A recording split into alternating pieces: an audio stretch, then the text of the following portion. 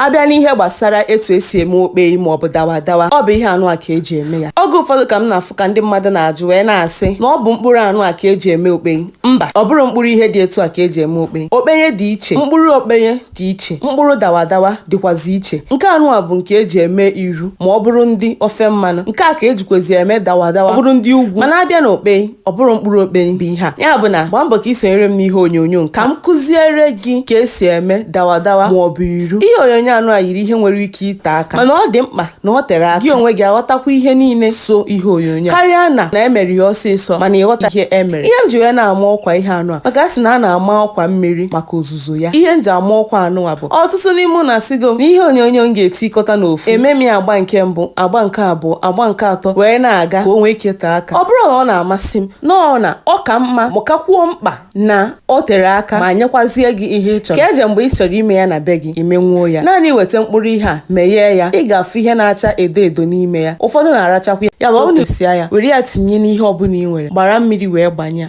Ịgbanye mmiri ahụ ga-enye aka ka ya bụ ihe a na-acha edo edo pụọ na ya ọfụma ọfụma. Gwasara m na mgba nke abụọ ka m gosi gị ka esi eme ya.